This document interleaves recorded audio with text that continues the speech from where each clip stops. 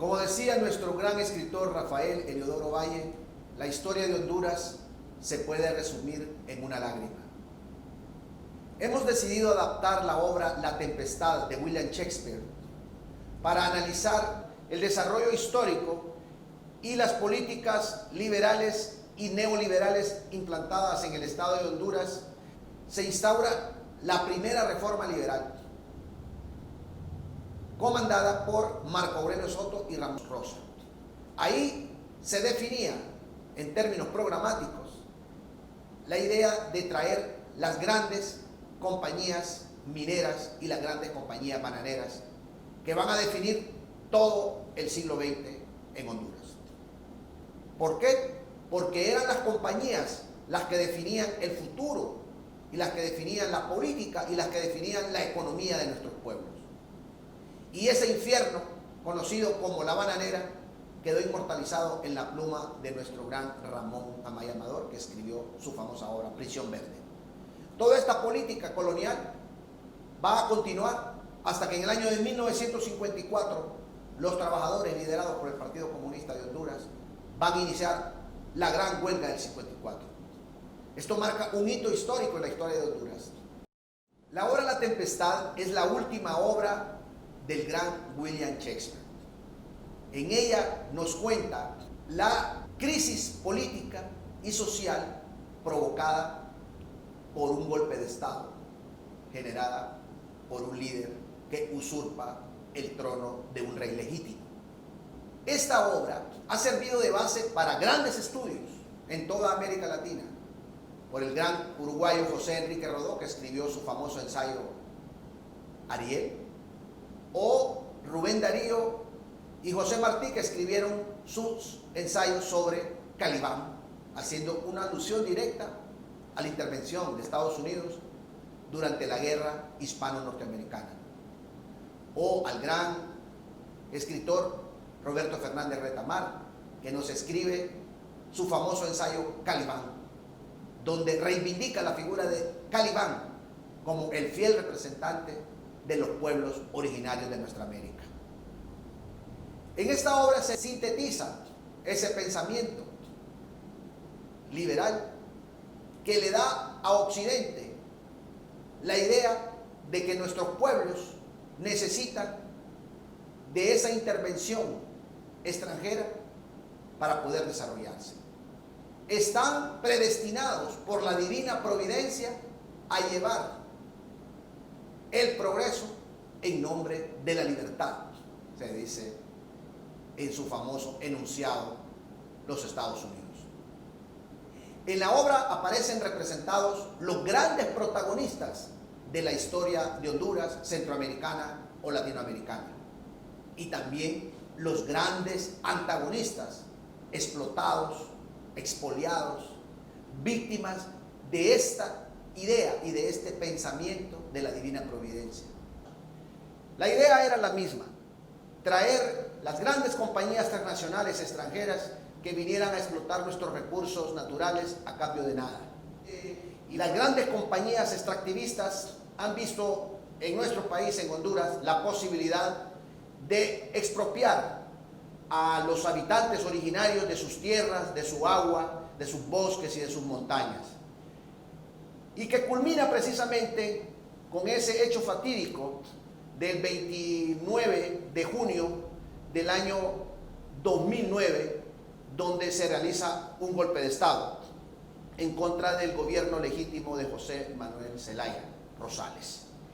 Todos estos hechos sirven para demostrar que la obra La Tempestad encaja perfectamente en toda esta trama histórica, en toda esta tragedia humana que representa la política neoliberal y liberal instaurada en Honduras desde hace 200 años. Y es por eso que escogimos esta obra maravillosa, La Tempestad de William Shakespeare, porque consideramos que en ella aparecen todos los actores protagonistas de estas políticas, pero también todos los actores víctimas de estas políticas, es decir, el pueblo hondureño y sus recursos naturales. Se ubica y desarrolla en una zona muy particular en Honduras que se llama La Mosquitia. Ahí vive la etnia misquita, un pueblo que sobrevivió a la colonia española, pero que sirvió de enlace para las incursiones de piratas, de corsarios y de filibusteros que utilizaron sus costas para asaltar los barcos españoles.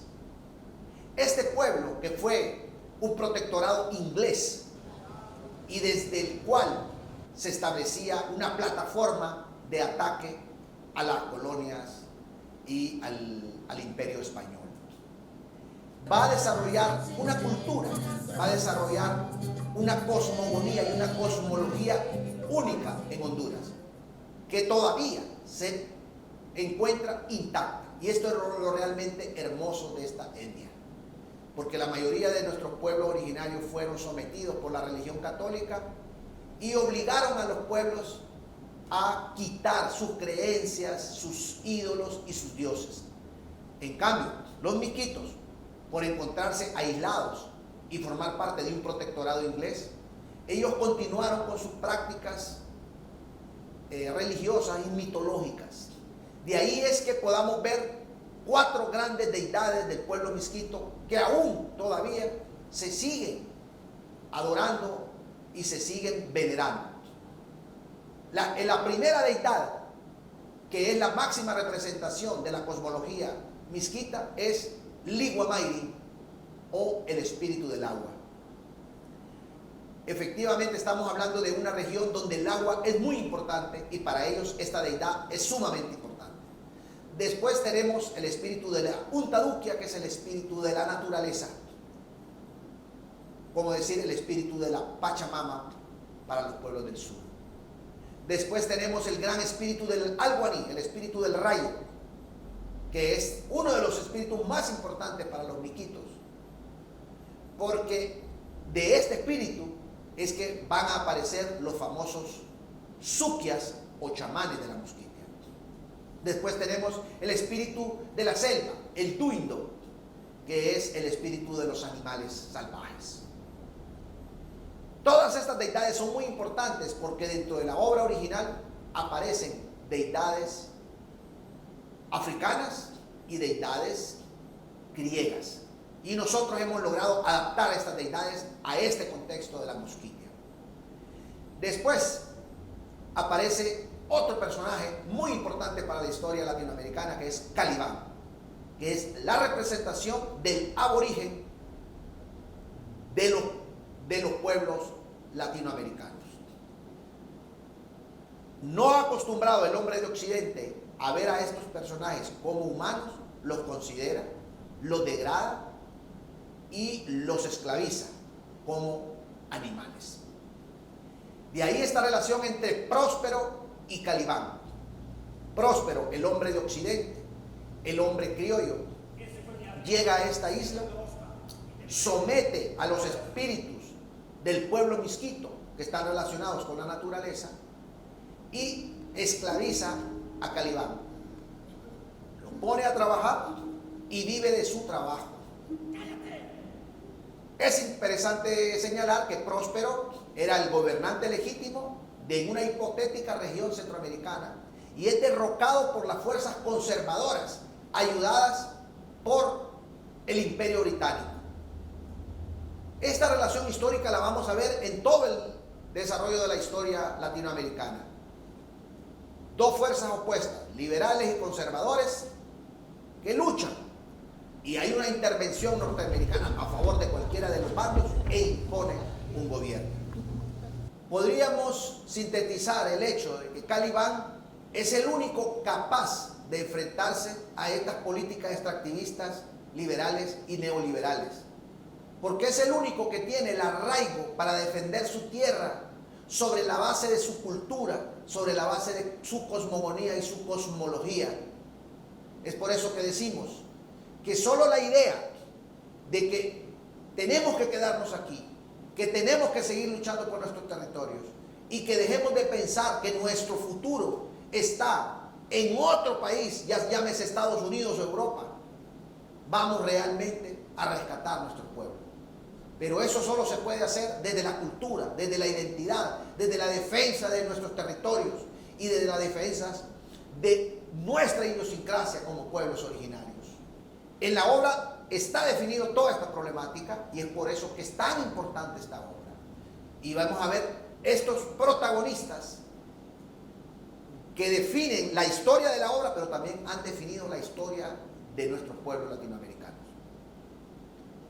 Así Calibán, al enfrentarse a las fuerzas que llevan el poder y que han instaurado un gobierno colonial en su territorio, se ve obligado a rebelarse. Es así como la obra reivindica la lucha de estos grandes defensores por nuestros territorios, empezando por la gran activista Janet Caguas, defensora de la Bahía de Tela, o de el señor Carlos Luna, defensor de los bosques de Olancho, o de Carlos Escalera, defensor de las montañas de Tocoa, hasta terminar con la gran defensora del río Hualcarque, premio Goldman, Berta Cáceres, asesinada hace 3 años. Y el último caso, el secuestro y posible asesinato de 3 defensores del pueblo del Triunfo de la Cruz de Tela, defensores garífunas de sus territorios. Y lo último son las famosas zonas de empleo y desarrollo, sedes, donde el Congreso le da la potestad a grandes inversionistas extranjeros de poder instaurar pequeñas ciudades neocoloniales en el territorio hondureño, donde no va a poder tener ninguna autoridad el Estado de Honduras. Se está entregando el territorio hondureño en pedazos. Y es así como podemos decir que la obra La Tempestad es una obra de denuncia a estas políticas que develan los grandes protagonistas de la historia de Honduras. Y como decía, la historia de Honduras se puede resumir en una lágrima.